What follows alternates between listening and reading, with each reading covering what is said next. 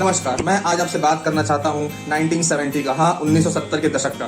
बोल सकते हैं कि 1973 की बात कर रहा हूँ आज आपसे मैं, और आपको बताना चाहता हूँ उस समय हमारे देश में क्या हुआ था। तो मैं आपको ले चलता हूँ देवभूमि यानी कि उत्तर प्रदेश। जी हाँ, अभी का उत्तराखंड। उस समय वो उत्तर प्रदेश हुआ करता था। उत्तर प्रदेश में 1973 में एक हादसा हुआ जो आप सबके साथ में साझा करना चाहता हूँ। जैसे कि आप जानते हैं कि 1970 के दौर में पेड़ों की कटाई बड़े जोर शोर से चल रही थी, और उत्तराखंड का जो एरिया था उसे पूरा फॉरेस्ट कवर कहा जाता था। वो पूरा फॉरेस्ट कवर था, उसके नाम से वहां पर पेड़ों की कटाई दिन ब दिन बढ़ते गई। बढ़ने के साथ साथ वहां पर एक नदी बहती, इसका नाम है अलकनंदा रिवर में 1973 के आसपास फ्लड आया, और फ्लड आने से लैंडस्लाइड हुआ। और जब लोगों ने वहां देखा कि लैंडस्लाइड से कईयों की मौत हो चुकी है, तो उन्होंने प्रोटेस्ट किया। प्रोटेस्ट करने के बाद भी गवर्नमेंट ने वहां पर कुछ एक्शन नहीं लिया, उल्टा 2500 पेड़ काटने की ऑर्डर और दे दिए। एक इलाहाबाद बेस्ड कंपनी थी, इसका नाम था साइमन कंपनी, उसको उन्होंने 250 से ज्यादा पेड़ काटने का टेंडर दे दिया। इसके चलते वो लोग आए और आकर पेड़ काटने के लिए तैयार हो गए। जैसे कि आपको पता है कि पेड़ों के लकड़ी से फर्नीचर्स बनते हैं, पेजेस बनते हैं, स्पोर्ट्स के कुछ सामान बनते हैं। तो इसके लिए इसका डिमांड पूरा वर्ल्ड में था, और खासकर इंडिया से जो पेड़ की कटाई होती थी उसका जो एक्सपोर्ट होता था वो बाहर देशों में भी होता था। तो उस समय अंग्रेज के फिजूल के जो नियम थे फॉरेस्ट को लेके, उसमें यह सब ध्यान नहीं दिया गया था, क्योंकि उनको मतलब ही नहीं था इस देश से, खाली उनको बिजनेस करना था। तो 1973 तक यह रूल नहीं चेंज हुआ था और फॉरेस्ट की कटाई जोर शोर से चालू की गई थी। उसी समय कुछ लोगों ने अपना दल बनाकर गवर्नमेंट के खिलाफ प्रोटेस्ट किया कि हम आज से पेड़ की कटाई नहीं होने देंगे। जब भी आप कर भी रहे हैं तो एक लिमिट में करिए कि आने वाले समय में इस तरह का हादसा वापस नहीं हो, क्योंकि कुछ लोगों ने अपनों को भी खोया था, तो उसका दुख सभी को था। गवर्नमेंट ने बात नहीं मानी। यहाँ प्रोटेस्ट चल ही रहा था कि सरकार ने वापस से 250 पेड़ काटने की अनुमति दे दी। जी, मैं आप पहुंचता हूँ उस गाँव में, चमोली गांव में। जैसे ही लोग अपने एक बड़ी गाड़ी और हथियार के साथ पहुंचे पेड़ काटने के लिए, वहां के लोगों ने उन्हें मना किया, कहा कि अब यहाँ पेड़ नहीं काटे जाएंगे।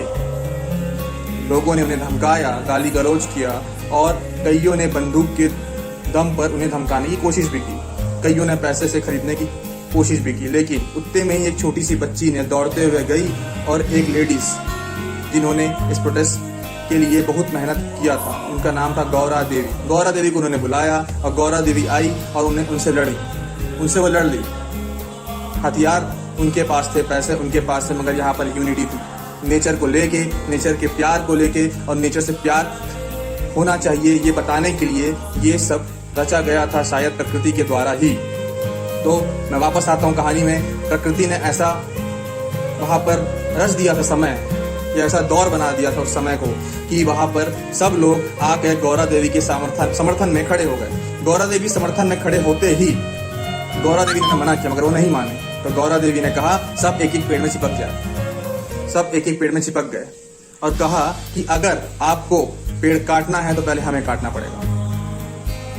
लोगों ने डराया तो बहुत, धमकाया भी बहुत, पैसे से लेके ताकत तक सब अपना लिया, मगर उन्हें हटा नहीं सके, और वहां पर वो वापस लौट गए। कुछ समय बाद उन महिलाओं ने उस पेड़ को राखी भी बांधी, उन्हें भाई माना, कहा कि आप पेड़ काट सकते हैं, मगर एक लिमिट में, ताकि प्रकृति को किसी भी तरह का नुकसान नहीं हो। यह चीज चमोली में हुई, और धीरे धीरे पूरे उत्तराखंड यानी कि उत्तर प्रदेश में फैल गई, महाराष्ट्र में फैल गई, मध्य प्रदेश में फैल गई। मध्य प्रदेश के साथ साथ आज का जो हमारा छत्तीसगढ़ है, जी हाँ, छत्तीसगढ़ में फैल गई। ऐसे करते करते राजस्थान में फैल गई, और आखिरकार सरकार को पेड़ काटने के लिए रोक लगाना पड़ा। ये बात, और उस समय की तत्कालीन प्रधानमंत्री श्रीमती स्वर्गीय इंदिरा गांधी जी ने 15 साल के लिए, जी हाँ 15 साल के लिए पेड़ों की कटाई को रोक लगा दिया, और जितने भी उल जुलूल बकवास फॉरेस्ट पॉलिसीज थे उसको हटा दिया गया। नेचर्स यानी प्रकृति का विजय हुआ। अब आप क्या सोच रहे होंगे कि मैं इतिहास के इस पन्ने को क्यों दोहरा रहा हूँ। सर, आप में से कोई भी दिल्ली गाजियाबाद गया हो या वहाँ रहता हो, तो वहाँ आपको पता होगा वहाँ पर प्रकृति में कितने ज्यादा बदलाव देखने को मिलते हैं, केवल इसलिए कि वहाँ पर पेड़ नहीं है, पेड़ काटे जा रहे हैं और पौधारोपण नहीं हो रहा है। ऐसा कहीं और ना हो। करके ये इतिहास के पन्ने दोहराने चाहिए समय पर समय।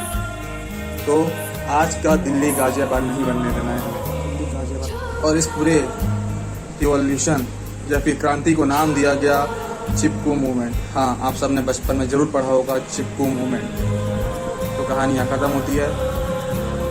चलिए, तो इतिहास पर अगर बात करता हूँ आज तो जय जोहार। जी हाँ, मैं छत्तीसगढ़ से हूँ और मुझे इस बात पे गर्व है। तो मैं आपको बताना चाहता हूँ, हमारे यहाँ छत्तीसगढ़ में आज भी प्रकृति की पूजा की जाती है। हमारे यहाँ साल वन को साल देवी माना जाता है और उनकी पूजा की जाती है, प्रकृति की पूजा हमारे। तो फिर मैं करता हूँ आज की बात, जी, जिसे हमें सबको अपनाना चाहिए। मैं हूँ छत्तीसगढ़ से जय जोहार।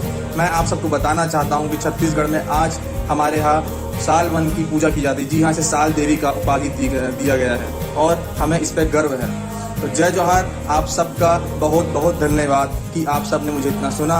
और मेरा आपसे निवेदन है कि इस वीडियो को शेयर ना करिए, लाइक नहीं करिए ना इसको आप किसी भी तरह से।